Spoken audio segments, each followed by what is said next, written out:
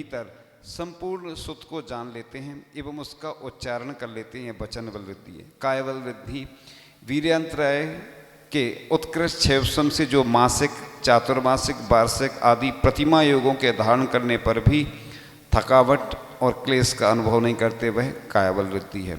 अथवा जो 3 लोगों को हाथ की उंगली से ऊपर उठाकर अन्यत्र रखने में जो समर्थ हैं, वह 3 लोग को अपनी उंगली पर ऐसे रखकर कहीं भी। अब औषधि रिद्धि आमोर्स धी, यानी जिसके हाथ पैर आदि के स्पर्श से तथा समीप आने मात्र से रोगी निरोगी हो जाता है। और छेलौषधि जिनका थूक, लार, कफ आदि शीघ्र ही जीवों के रोगों को नष्ट कर देते।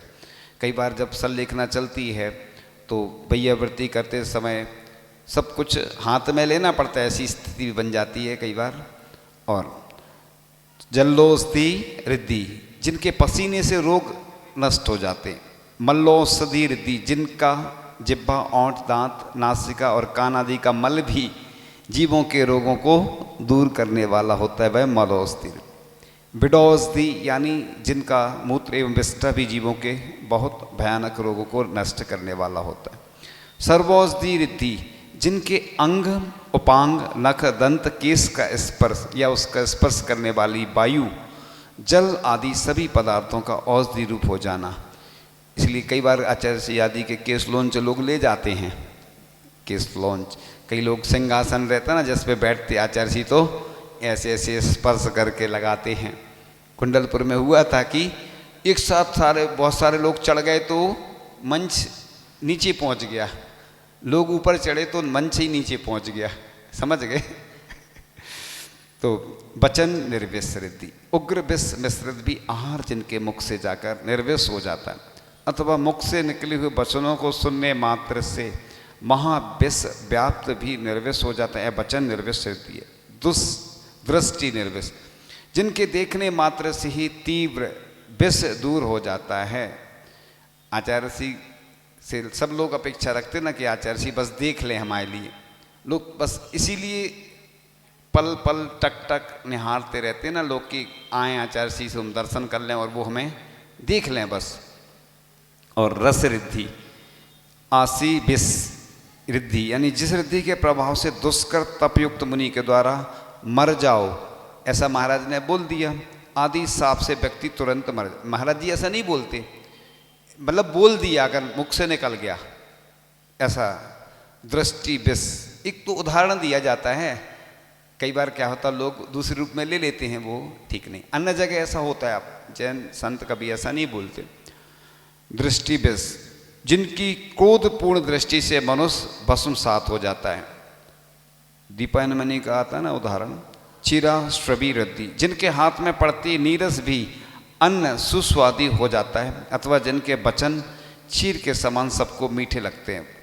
मधुश्रवी जिनके हाथ में आते ही रूखे आहार आदि क्षण भर में मधुर रस से युक्त हो जाते हैं, वह मधुश्रवी रिद्धि है।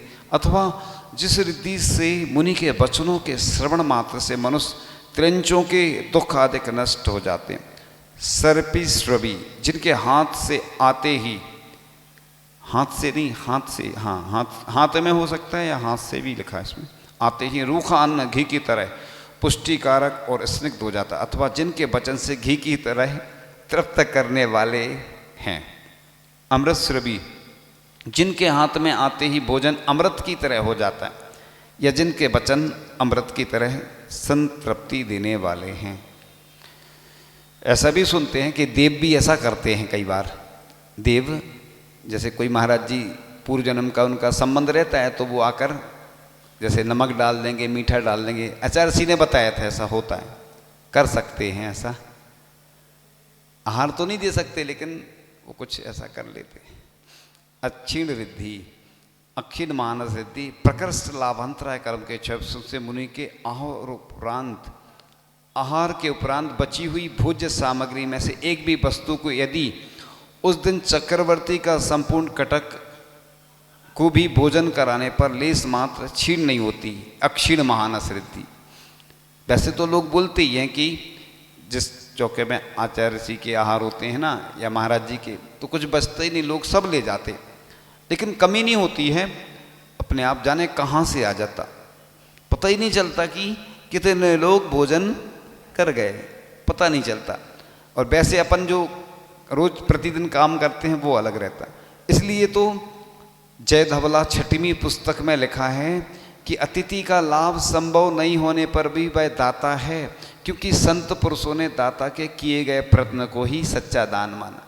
अगर पड़गान भी करते हैं तो आचार्य जी कहते हैं कि वो भी कर्म की नजरा में कारण है। आचार्य जी बोलते हैं, विदिशा में एक बार बोला था जब हम लोग साथ में थे, कि महिलाओं के लिए वो क्या ध्यान केंद्र है, क्या है, ध्यान में जैसे ध्यान केंद्र में ध्यान लगाते, ऐसी महिलाएं सुबह 6 से 12 बजे तक यही भावना रखती कि महाराज जी आएंगे, हम ये चलाएंगे। इससे देखो दोनों में कितना अंतर है। हम हमेशा बोलते तुम जब भी भोजन बनाओ तो यही भावना रखो कि हमें तो आहार दान करना है। अकेला ये नहीं लिखा है कि सिर्फ इक्षुरस का किया पाड़ना, आखा तीज महान, जय जय आदिनाथ भगवान। उस दिन अपन बस कर लेते हैं, किस दिन, अक्षय तृतीया के दिन, साल में एक दिन बाहर आए, खड़े हो गए, पड़गान कर लिया, बस महाराज हैं चाहे नहीं हैं, हमने अपना काम कर लिया। ऐसा नहीं, ये तो फिर प्रदर्शन कहलाएगा। अपन तो प्रतिदिन ऐसी भावना हो, 10 बजे जब भोजन का टाइम होता है ना, महाराज जी का आहार का समय, ऐसी भावना हो, जितने भी मुनिराज 3 करोड़ 9 करोड़ में से महाराज जितने भी आहार करते हैं सबका निरंतर आहार हो। और ऐसी भावना से कहते हैं पहली रोटी किसकी, गाय की। ऐसे ही मुनि महाराज के लिए भोजन नहीं बनाते, ये गलत धारणा है। पूरे देश में लोगों की यही धारणा चलती है, चौका लगा रहे महाराज जी के लिए, महाराज जी को नहीं लगा रहे, अपना शुद्ध भोजन बना के पड़गान कर रहे हैं हम। हमारा कर्तव्य है, महाराज जी आ जाएंगे तो हम आहार दान देंगे, नहीं आएंगे तो शुद्ध भोजन करेंगे। और अपने भोजन में से ही एक बार किसी ने बोल दिया, महाराज जी हमने आपके लिए बनाया, महाराज जी ने अंतराय कर दिया, क्योंकि महाराज जी को दोष लग गया ना। तो इसीलिए तो महाराज जी लौट आते हैं चौके में से जब कोई लाइट जल जाती, क्योंकि महाराज जी के ऐसा लिखा है कि सटकाय के जीवों की प्रतिदिन हिंसा हो रही है, आप भोजन बना रहे और उसमें से अगर अपने दान दे दिया तो अपना वो पवित्र हो जाता भोजन, वो उस भोजन में से फिर अपन वो बचा हुआ भोजन, ऐसा लिखा है व्रत वैभव या कोई व्रत नाम की कोई पुस्तक थी, उसमें बहुत अच्छी परिभाषा लिखी थी कि पहले व्रत आदि करें, उद्यापन के समय पहले मधुर तृप्तिकारक भोजन बनाएं और मुनिराज का पड़गान करें। मुनिराज आ जाएं तो ठीक है, आरी का एलक छुल्लक आ जाए, कोई त्यागी वृत्ति आ जाए, तो सामान्य व्यक्ति को ही भोजन कराएं। अतिथि का मतलब होता है कोई भी हो सकता है, सम्यक दृष्टि होना चाहिए, उत्कृष्ट मध्यम जघन्य, तो इस प्रकार से। तो अगर वो आ गया नहीं तो फिर और अपने परिवार के लोगों को भोजन कराएं। अपन जैसे पूजन में इस थाली से उस थाली में द्रव्य चढ़ाते हैं, कौन खाता है? पूजन में किसको मिलती है? बागबान को। अब एक जने आए थे अभी यहीं के व्यक्ति, तो कहने लगे महाराज जी हम अच्छी द्रव्य नहीं चढ़ाते, किसको मिलती? बोले बागबान को मिलती, बोले हम नहीं चढ़ाते। तो महाराज जी ने समझा अब ऐसी भावना नहीं रखना चाहिए, ये तो निकृष्ट भावना कहलाती है। अपन तो चढ़ा रहे भगवान को, अब जिसका पुण्य होगा उसको मिलेगी। ऐसे ही अपन ने ये भावना भाई कि महाराज जी को हम आहार देंगे, भोजन तो अपने लिए बना रहे, महाराज जी के लिए नहीं बना रहे, इसमें से दान करेंगे। पैसा तुम महाराज जी के लिए कमाते कि मंदिर के लिए? बताओ, कोई ऐसा कमाता है? हमें तो नहीं लगता। कितना पाप का अर्जन करते, झूठ बोलते, चोरी, टैक्स चोरी सब करते। ऐसी भोजन बनाने में भी अहिंसा कितनी होती है। तो महाराज जी तो अपने निमित्त से कभी हिंसा के लिए समर्थन नहीं करते, इसलिए तो हम लोग आहार बनाने में कभी कहते नहीं किसी से कि ये चलाओ। महाराज जी एक दूसरे की भैयावृत्ति तो करते हैं, किसी दूसरे महाराज जी को अगर कोई बीमारी है औषधि चलवाएंगे, आहार के लिए अगर कुछ बोलना है तो दूसरे महाराज जी बोलते, खुद के लिए कभी महाराज जी नहीं बोल सकते, दोष लगता है। इसलिए महाराज जी एक दूसरे की भैयावृत्ति। पहले चतुर्थ काल में मुनिराज जंगल में रहते थे, कौन करता था? श्रावक थोड़ी जाते थे, तो इसीलिए महाराज जी एक दूसरे की भैयावृत्ति करने का लिखा है। वात्सल भी बढ़ता है, आचार्य जी बोलते हैं। तो महाराज जी के निमित्त से नहीं होता है, महाराज जी के लिए नहीं बनाते। उसमें लिखा था फिर अपन स्वयं भोजन करें, शेष बचा हुआ। कितनी अच्छी परिभाषा लिखी थी। तो ऐसा होता है कि अपन ने भोजन इसने मुझसे बनाया कि कोई महाराज जी आएंगे और हम पड़गान कर लेंगे। इसलिए ऐसा किसी को ना तो मना करना चाहिए कि भैया तुम नहीं पड़गान करो। अब ये आप व्यवस्था अलग बात है कि और लोगों को विकल्प होते हैं ना कि उनके यहाँ तो एक बार हो चुके और हमारे यहाँ एक भी बार नहीं हुए, तो ये व्यवस्था है, आपसी सहयोग है, आपसी तालमेल है। लेकिन कभी आहार दान के लिए किसी को अपन मना नहीं कर सकते कि तुम पड़गान नहीं करो। कोई भी ऐसे कई नगरों में व्रती रहते हैं। पूज्य आचार्य श्री का हुआ था 1975 की बात थी, फिरोजाबाद में आचार्य श्री आ गए, कोई आउटसाइड में कोई क्षेत्र जैसा रहा होगा, वहाँ रुके थे। तो वो लोगों ने सोचा कि वहाँ कोई जाता नहीं था ज़्यादा, तो चौके वोके नहीं लगाए लोगों ने। आचार्य जी बैठ गए ध्यान में, फिर उठे। अब लोग घबरा गए तो उनने चौका लगा लिया यहीं पे क्षेत्र पे आके। आचार्य जी ने मुद्रा बनाई और गांव की साइड निकल गए। शहर है फिरोजाबाद, नगर में निकल गए। लोग घबरा गए।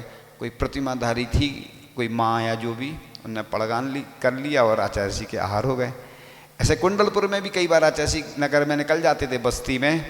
तो ये विधि सही है, आगम के अनुसार है, ये कोई वो नहीं है। कोई भी शुद्ध भोजन जो अपने लिए बनाता है पड़गान कर सकता है और अच्छे से आहार कर सकता है। कोई ऐसा नियम थोड़ी लिखा कि चौका लगा है तभी महाराज जी जाएंगे, ये वो आगम के अनुसार वही सही विधि है। तो चर्चा चल रही थी कि अक्षीण महालय रिद्धि, इस रिद्धि वाले मुनि जहाँ बैठते हैं उस स्थान में अवगाहन शक्ति हो जाती है कि वहाँ कितने भी देव, मनुष्य और त्र्यंच निर्बाध रूप से बैठ जाते हैं। अक्षीण महालय रिद्धि है। तो रिद्धिधारी मुनियों के उदाहरण इसमें दिए हैं। तो मथुरा नगरी में जब महामारी फैली थी तब वहाँ सप्तऋषि आए और महामारी दूर हुई। दूसरा उदाहरण, कायवल रिद्धिधारी बाली मुनिराज ने अपने पैर के अंगूठे से कैलाश पर्वत को दबाया था, तब उस पर्वत को पलटने वाला दशानन यानी रावण रो पड़ा। इससे उसका नाम रावण पड़ गया। और तीसरा उदाहरण, महासती चंद्रा ने उड़द के छिलकों का आहार दिया, तब महाश्रवण महावीर के प्रभाव से अमृत रूप हो गया। इसलिए भजन में गाते, कौन कहता है मुनिराज आते नहीं, चंदना की तरह तुम बुलाते नहीं। वो है दूसरा महावीर भगवान का है। तो मुनिराज तो वो भी थे और मुनिराज का सही है, प्रासंगिक बैठ जाता ना। चौथा उदाहरण, वन में आहारचर्या करने वाले मुनि रामचंद्र जी को राजा रानी ने आहार दिया, तब पंचाश्चर्य हुए और अक्षीण आहार हो गया। अब लोग कहते होंगे जंगल में कैसे वो बनाते होंगे, क्या करते, सब मिल जाता था उनको, पुण्य रहता तो सब वस्तु सब चलता था उनके साथ में व्यवस्थित। जैसे मिट्टी के रहते ना बर्तन, मिट्टी के बर्तन अग्नि के द्वारा शुद्ध हो जाते, उसको सुखा लो तो फिर से उसमें अपन दे सकते और बना सकते। पहले ऐसे ही चलता था, अब वर्तमान में स्थिति। अब पांचवा उदाहरण, ध्यान में मुनिराज मग्न थे, तब राजा सिंहचंद्र की रानी को सर्प ने काटा, तब राजा सिंहचंद्र ने रानी को मुनि चरणों के पास रखा। रिद्धिधारी मुनि के शरीर को स्पर्श करती हुई वायु रानी को लगी और उसका विष दूर हो गया। कितने अच्छे अच्छे उदाहरण मिलते हैं और श्रद्धा आस्था बढ़ती चली जाती है कि हमारे मुनिराज कितनी रिद्धियाँ होती हैं संपन्न। लोग कहते हैं ना हमसे, कई बार आते, महाराज जी अपने यहाँ कुछ है नहीं। अरे इतनी ऐसी ऐसी चीज़ें हमारे पास ऐसी ऐसी पुस्तक रखी हैं, हमने पढ़ी हैं, हम लोगों को बता ही नहीं सकते हैं। क्यों नहीं बताते हैं? हमारे बताने योग्य नहीं, हमारे पढ़ने योग्य हैं। हम सब जानते हैं और सब पढ़ा है, उससे हमारी श्रद्धा, और पहले हमारी उतनी श्रद्धा आस्था नहीं रहती थी, लेकिन जब हमने पढ़ा तो बढ़ती चली गई, है ना।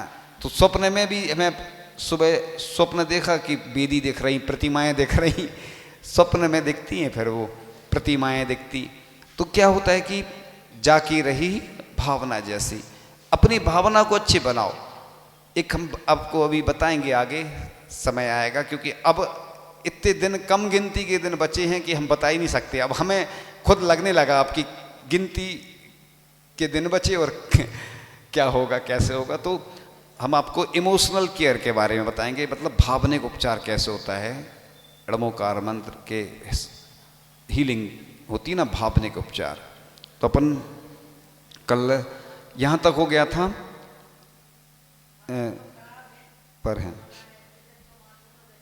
पर हैं परिजन लोए हुए, परिवार के लोग। अब उसको शुरू करते हैं, 12 भावना का अर्थ, राजा राणा छत्रपति चल रही थी।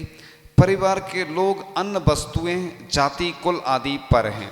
अपन लोग नहीं कहते हमारे परिवार में वो डॉक्टर हैं या वो अच्छे पद में कोई रहता ना, कोई अध्यक्ष कोई बड़े उस पर बन जाता, तो लोगों को या जाति का मत भी हो जाता है ना, अपनी जाति का कुल का हो जाता है। हमारे मामा ऐसे थे, इस टाइप से लोग उसी में फूल जाते। इसलिए कभी भी अपन को ये तो क्षणिक रहते, आज कोई पद पे प्रतिष्ठित रहता तो उसकी ख्याति फैलती, कल वो पद से चला जाता, कोई नहीं पूछता। लेकिन मुनि पद एक ऐसा पद होता है, आर्य का पद, और जो भी ये पद ऐसे हैं कि मोक्ष को प्राप्त कराने वाले और शाश्वत पद की ओर ले जाने वाले। तो आत्मा के स्वरूप नहीं है, परंतु मोहिनी कर्म के वसूभूत कोई अनाड़ी व्यक्ति पर पदार्थों को अपना मानता है। आत्मा दर्शन ज्ञानमयी है, चैतन्य रूप है और पर पदार्थों से भिन्न स्वरूप है। इसलिए जड़ पदार्थों का त्याग कर आत्म स्वरूप को ग्रहण करके संसार समुद्र से पार होता है। यही अन्यत्व भावना है। अब दिपे चार चादर मड़ी हाड़ पिंजरा देह, भीतर या सम जगत में और नहीं गिन गे है। यानी हाड़ों नवमैले, उसमें आएगा अभी प्यारा भावना, फिर भी सुना देते हैं कि नवमैले द्वार श्रवेणी शिवासर, नाम लिए घिन आवे। अपन जब रस्ते में जाते हैं, गंदगी दिखती तो कैसा लगता अपन को, अपने अंदर गंदगी कितनी भरी। इसलिए गंदोदक कहाँ लगाते, इधर मस्तक पर, और इधर हम लोग उत्तमांग लिखा है, उत्तमांग माने ये, और आंखों के ऊपर इधर लगा लेते हैं थोड़ा, इधर बस, अंदर नहीं। ये 9 मल द्वार के। तो देखो नगर पालिका से ज़्यादा गंदगी भरी है। कितने ट्रक खा चुके अपन, और काय में घाटी उतरी माटी, कितना अच्छा अच्छा खाते हैं। इसीलिए लोग सबसे ज़्यादा लोगों को काय में रस आता, भोजन में खुशबू आती है। एक व्यक्ति थे, और अब हम उसको थोड़ा दूसरे रूप में सुना दे। व्यक्ति थे तो वो पत्नी से बोले, रात में ब्राह्मण थे वो, कि सुबह क्या बनेगी, मंगोड़ी बनेगी अच्छी। उदाहरण दे रहे कैसा होता है, देखो कितना सटीक उदाहरण है बिल्कुल। और रात में क्या हुआ, उनके पेट में खूब दर्द हुआ। अब सोचो उदिना कैसी कि खाने की लालसा इतनी कि हम सामने देख रहे थे, वो खुद की सामने घटित घटना है, और बस दर्द हो गया। अब क्या, ना खा पाए, लेकिन अंदर गृद्धता कितनी रहती खाने के प्रति। देखो ये होता है कि मतलब लोगों को खाने के प्रति कितना वो रहता है कि ये खाएंगे वो खाएंगे, लेकिन कहीं कोई समस्या आ जाती, जैसे कोई शुगर हो जाती है, अब रसगुल्ला बगल में रखा है, इच्छा हो रही। इसलिए बोलते कि पुण्य चाहिए हर चीज़ को। देखो एक बार एक बहुत अच्छा उदाहरण ध्यान आ गया। एक महाराज जी थे इंदौर में, तो लोग कह रहे ड्राई फ्रूट चलाओ ड्राई फ्रूट। अब वो ड्राई फ्रूट मिले ही नहीं रहे। अब इतने में क्या हुआ, महाराज जी जैसे ही बैठे, थाली फंस गई थी एक दूसरे में, तो फिर मिल गई वो जब बैठ गए। तो चलाने वाला सोच रहा है हम चलाना है, और लेने वाला भी सोचता है कि लेना है, लेकिन योग नहीं बन पाता। ऐसे कई बार बहुत विकल्प आते हैं कि लोग सोचते हैं कि हम ये करेंगे वो करेंगे, बस सोचते रहते लेकिन नहीं कर पाते। इसलिए कर लो सो काम, भज लो सो राम। हमारे पूज्य सागर जी महाराज जी का कहना रहता है, कर लो सो काम, भज लो सो राम। जो कर लो वो अपना है, बाकी सपना है। ऐसे बहुत सारे लोग आते हैं, ये करेंगे वो करेंगे, सलाह देने आते हैं, लेकिन कर नहीं पाते। कब कौन सी समस्या आ जाती, कोई अंतराय कर्म के होते आ जाते हैं। तो अब घिनावनी घृणास्पद है, इतनी उतनी घृणास्पद वस्तु इस जगत में कोई अन्य नहीं है। अवर नहीं घिन गे, पंक्ति तो लिखी है, आप लोग देखते जाएंगे पढ़ते जाएंगे। और शरीर के समान घिनौना स्थान इस संसार में नहीं है।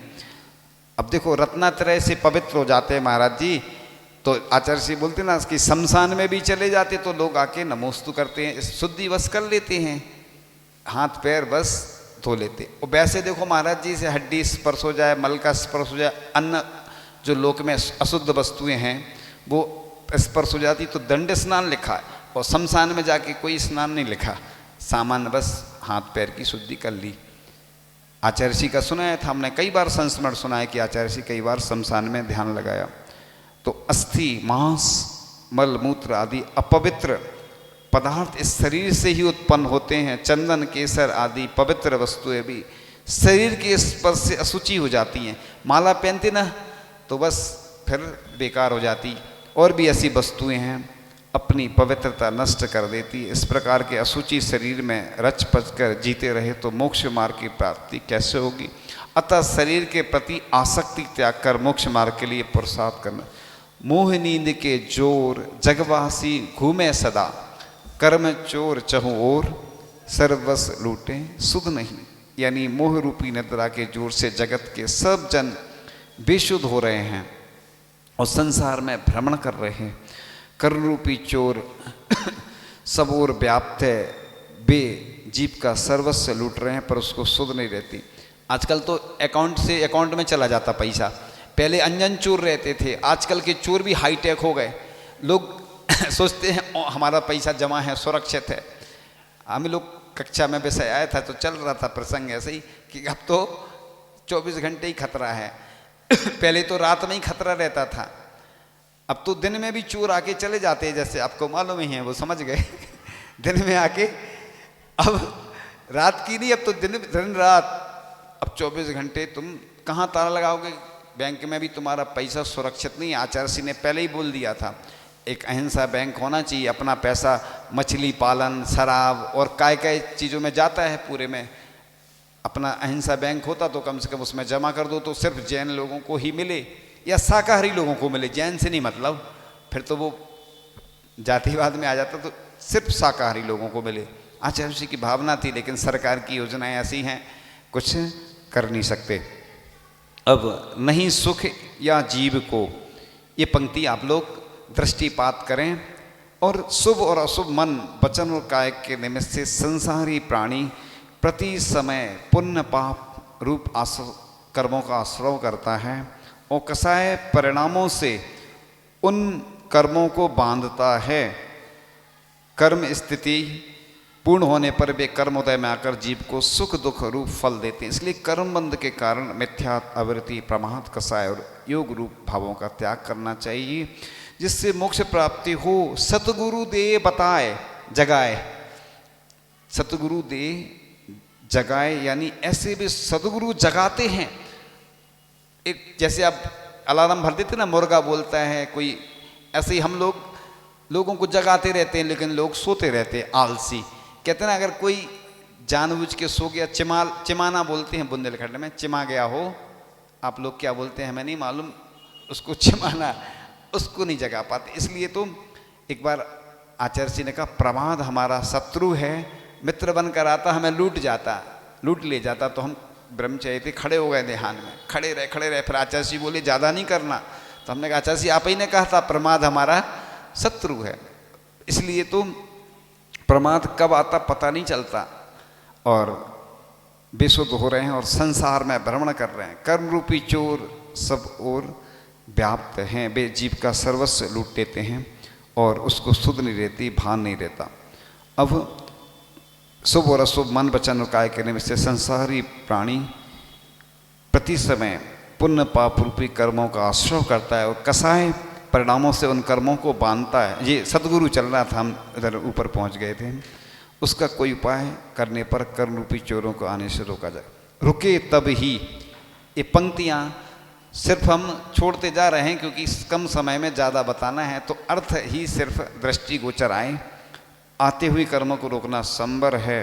आत्मिक प्रसन्न चित्त भावों से हमेशा 5 महाव्रत, 5 सुनीति, 3 गुप्ती, 10 धर्म, 22 परसे सहन करना और मन में 12 भावनाओं का चिंतन करने से आते हुए कर्म रुक जाते हैं। यही संवर भावना कही जाती है। इसी प्रकार जिनेन्द्र देव ने दिव्य ध्वनि के द्वारा उपदेश दिया है, ज्ञान दीप तप तेल भर, अर्थ कि ज्ञान रूपी दीपक लेकर उसे तप साधना रूपी तेल से पूरित कर। आचार्य जी ने लिखा है ना, तन मिला तुम तप करो, करो कर्म का नाश, रवि शशि से भी अधिक है तुम में दिव्य प्रकाश। यानी चंद्रमा और सूर्य से भी ज़्यादा शक्ति है। अभी कोई आया था, कहने लगा महाराज जी उपवास करते हैं तो जलन होती है, घबराहट होती, कैसा आहार लेना चाहिए। तो हमने बोला कि पित्त बढ़ जाता है ना उपवास में, तो ऐसी पित्त को दूर करने वाली वस्तुएं लेना चाहिए। इसलिए तली चीज़ें, गरिष्ठ चीज़ें, ऐसी चीज़ें नहीं लेना चाहिए, चाहे धारणा हो चाहे पाड़ना, जो 10 उपवास करेंगे पर्युषण में या अन्य समय भी करते रहते हैं लोग। ये आचार्य जी ने हम लोगों को सिखाया कि उपवास की पाड़ना में कभी रस आदि नहीं लेना चाहिए, क्योंकि एक आरिका की समाधि हो गई थी, पाड़ना में रस वगैरह लिया था। आचार्य जी ने कई बार हम लोगों को उदाहरण दिया। तो इस प्रकार से ध्यान रखते हुए कर्ण रूपी चोरों को बाहर निकालने की यही एक विधि है। बैठे पूरब चोर, बैठे पूरब चोर, ये 4 पंक्तियों का अर्थ लेते हैं। देह घर माही अर्थात आत्मा में कर्ण रूपी चोर अनादिकाल से रह रहे हैं। अनशन आदि 12 प्रकार के तप रूपी अग्नि में तपने से कर्ण रूपी चोर जल जाते हैं, अर्थात तो उन कर्मों की निर्जरा हो जाती है। आचार्य कहते हैं निर्जरा 2 प्रकार की होती है। सविपाक निर्जरा, कर्म स्थिति पूर्ण होने पर वह कर्म उदय में आकर सुख दुख रूप फल देकर झड़ जाता है। जैसे वृक्ष पर लगा हुआ आम समय पाकर पक जाता है और डाल से टूट जाता है। अब दूसरी अभिपाक निर्जरा, सत्ता स्थित, कर्मों को समय से पूर्व तप आदि के द्वारा क्षय कर लेना। अपन जो ये करते ना, उपवास आदि कर रहे हैं, जो भी साधना कर रहे हैं, इससे कर्म अपने झड़ते चले जा रहे हैं। एक होती है सकाम निर्जरा, एक अकाम निर्जरा। जो जेल में कैदी रहते हैं उनकी कोई अकाम निर्जरा है, काम की नहीं रहती ना, और अपनी सकाम निर्जरा। अपन लोग जानबूझ के रस त्याग कर रहे हैं, उपवास कर रहे हैं, और वो उनको मिल नहीं रहा, मजबूरी है, भिखारी है, उसको मिल नहीं रहा, उस इच्छाएं उसके अंदर बहुत सारी हैं। तो जैसे कच्चे आम को तोड़कर माली पाल में समय से पूर्व पका लेता है। पंच महाव्रत संचरण, इसका अर्थ है पंच महाव्रत, अहिंसा, सत्य, अचौर, अपरिग्रह एवं ब्रह्मचर्य का पालन, 5 समिति, ईर्या, भाषा, ईष्णा, प्रतिष्ठापना, आदान निक्षेपण का आचरण और 5 इंद्रियों पर विजय से निर्जरा कर्मों का क्षय होता है, ऐसी धारणा करो। धार निर्जरा सार, इसका अर्थ यह है कि कर्मों के आश्रयों को रोकने रूप जो संबर होता है, उसे सार भूत संबर पूर्वक जो निर्जरा वह धारण करना, यही अभिपाक निर्जरा कहलाती है और मोक्ष मार्ग में सार रूप है। कर्म स्थिति पूर्ण होने पर जो कर्म फल देते वह सविपाक निर्जरा कहलाती है। सविपाक निर्जरा से आत्मा का कार्य फलीभूत नहीं होना और सब व्यर्थ ही हो जाता है। 14 राजू उतंग, आकाश में 14 राजू ऊंचा पुरुषाकार लोक स्थित है। जीव ज्ञान रहित होकर अनंतिकाल से वहाँ लोक में भ्रमण करता चला आ रहा है। भरमत हैं बिन ज्ञान लोक में, यानी द्रव्य क्षेत्र काल भव भाव रूपी पंच परावर्तन करते हुए अज्ञानता के कारण इस संसार में भ्रमण कर रहा हूँ। मैंने आज तक अपना कल्याण नहीं किया, कभी सम्यक ज्ञान की प्राप्ति नहीं की। अब मैं संसार के चराचर पदार्थों की आशा का त्याग करते हुए मोहनीय कर पर विजय प्राप्त करूँगा। अपने शुद्धात्मा का ध्यान करते हुए कर्मों का क्षय कर लोक के अग्रभाग पर अनंत काल के लिए स्थिर हो जाऊंगा। धन कन कंचन राज सुख, इस संसार में धन धान स्वर्ण राज सुख सब सुलभ हो सकती है, परंतु यथार्थ ज्ञान जो मुक्ति का साधक है वह मिलना होना अत्यंत कठिन है, दुर्लभ है। क्योंकि धन के लिए पूरी दुनिया लालयत रहती है, उसी के लिए सब कुछ करती है। एक यथार्थ ज्ञान, इस संसार में यथार्थ ज्ञान प्राप्ति करना अत्यंत दुर्लभ है। नित्य निगोष से निकलकर स्थावर की पर्याय, वहाँ से त्रस पर्याय की प्राप्ति दुर्लभ है। त्रस पर्याय प्राप्त होने पर भी मनुष्य पर्याय सत्संगति और भी दुर्लभ है। उच्च गुल सावकपना रत्नात्र रूप दिगंबरत अवस्था भावलिंग रूप 6वां 7वां गुण स्थान दुर्लभ है। इन सब से भी दुर्लभ इस संसार में श्रेष्ठ आत्मज्ञान की प्राप्ति। जांचे सुर तरु दे सुख, कल्प वृक्ष भी याचना करने पर सुख सामग्री दे देता है, फिर भी दिन रात उस सहज सुलभ सुख सामग्री चिंता घेरे रहती है। अर्थात कल्प वृक्ष से सुख सामग्री प्राप्त करने के लिए कुछ भी श्रम नहीं करना पड़ता, केवल याचना करनी होती है, तब भी उसकी चिंता लगी रहती। पर धर्म से बिना याचना व बिना चिंता किए ही सकल सुख मिल जाते हैं। अर्थात धर्म से बिना याचना व बिना चिंता के सकल सुख दे देता है। धर्म सकल सुख दैन रैन दिन भवि जीवन मन भाता, यानी 6 दर्शन इस जो लिखा है ना, मन को सुहावने नहीं लगते हैं बीतरागी सर्वज्ञ देव, दिगंबर गुरु और अहिंसामयी धर्म एकांत अनेकांत रूप सिद्धांत सप्त तत्व, इन सब का श्रद्धान करना यही समीचीन धर्म का स्वरूप है। यह जिन धर्म संपूर्ण सुख को देने वाला है, यह जिन धर्म भव्य जीवों के मन को दिन रात दृढ़ करने वाला है, आनंद को प्रदान करने वाला है।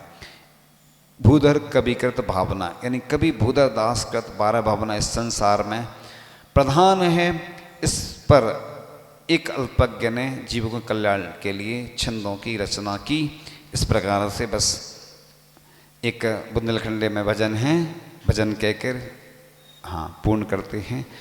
गुरुवर को द्वारो खूब सजोरे, दर्शन कर वे आए, हाँ हाँ रे पूजन कर वे आए। तीर्थंकर से गुरुवर मोरे, समो शरण सो संग सजोरे। तीर्थंकर से गुरुवर मोरे, समो शरण सो संग सजोरे।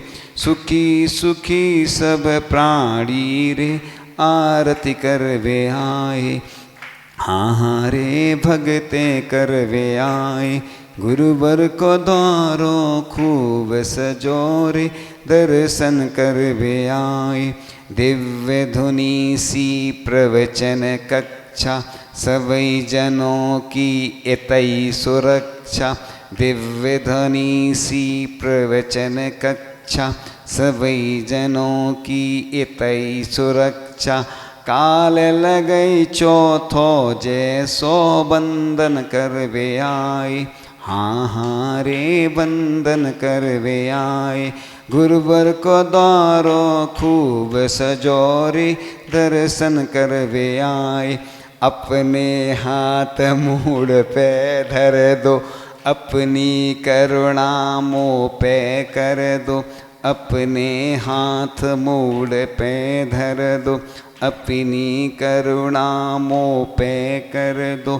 खाली झोली भर दो रे, आशा लेके आए, हाँ हाँ रे दासा बन के आए। गुरुवर को द्वारो खूब सजोरे, दर्शन कर वे आए। विद्या माया तुम्हारी दासी, तुम वैरागी गुरु सन्यासी। विद्या माया तुम्हारी दासी, तुम वैरागी गुरु सन्यासी। मुक्ति रमा के स्वामी रे, सेवा कर वे आए, हाँ हाँ रे देवालय में आए। गुरुवर को द्वारो खूब सजोरे, दर्शन कर वे आए। तारन तरन सबई के पालक, शिवपुर गाड़ी के तुम चालक। तारन तरन सबई के पालक, शिवपुर गाड़ी के तुम चालक। सुब्रत खो दैयो शरणा रे, पैया पर वे आए, हाँ हाँ रे छैया ले वे आए। गुरुवर को द्वारो खूब सजोरे, दर्शन कर वे आए। जिन वाणी के ज्ञान ते सूझे लोकालोक, सो वाणी मस्तक नमो सदा देतु हूँ तो। हे जिन वाणी भारती माँ, तो ही जपो दिन रैन। जो तेरी शरणाग है, सो पावे सुख चैन। देव बजो अरिहंत